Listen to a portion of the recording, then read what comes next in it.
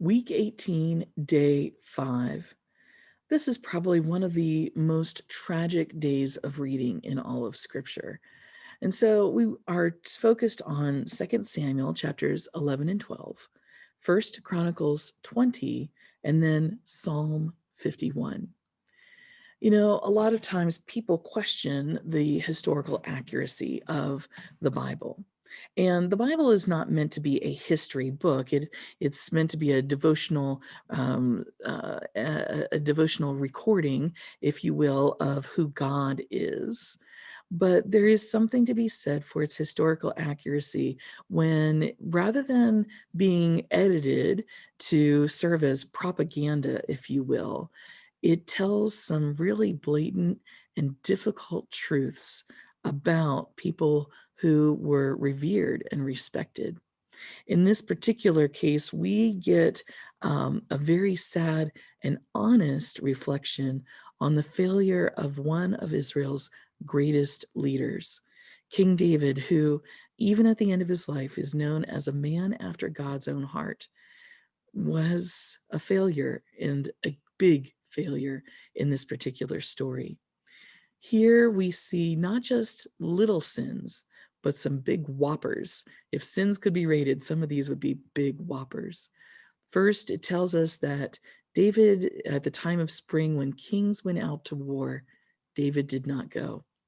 Why didn't David go? We never know. Maybe he felt he was beyond that. Maybe he felt that it was past his time. Maybe he felt he could take a break. But whatever it was, when kings were expected to be out at war, David was at home. And that was probably the first step in mistakes that were made. We have his encounter with Bathsheba.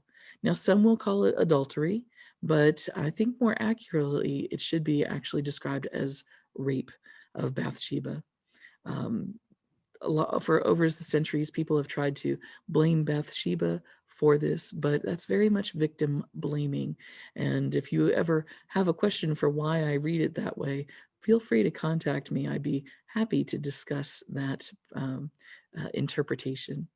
Regardless, his encounter with Bathsheba leads to an unwanted pregnancy. All of a sudden, this secret sin is no longer going to be secret. And so he, like so many people before and since, tries to cover up his sin. And he does so, he ends up making it worse. When Uriah, Bathsheba's husband, proves to be a man of greater distinction and devotion than David himself, he goes to the extremes of setting it up so that Uriah is killed in battle. He's essentially doing murder from a distance. It's not enough that his crime is now hidden, but rather, while it may be hidden from people, it is not hidden from God. And so God sends the prophet Nathan to confront David. And here is the remarkable thing. There are some who revere David extremely, and there are other people today who look down on David a great deal because of this incident, and, perhaps for good reason. But here's the difference between David and so many others who have committed these kinds of sins or comparable ones.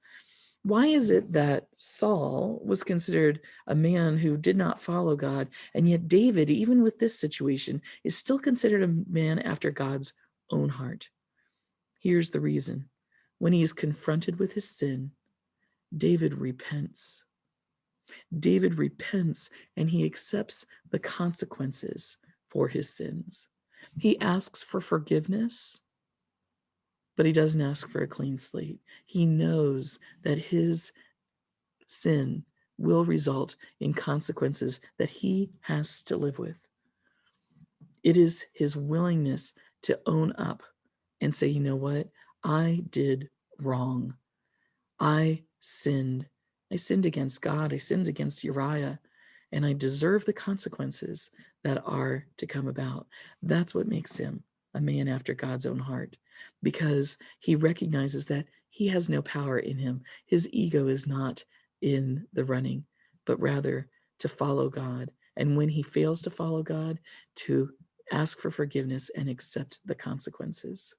Psalm 51, which is part of today's reading, it sets a beautiful pattern for us in how it is that we can seek God's forgiveness when we sin, when we do wrong. And so, as you read that today, read it not just in light of this story, but also read it as how you might use it as a pattern for expressing um, uh, your sorrow and your regret over the sin in your life, and how you might ask God's forgiveness, that God might give you a clean heart as well.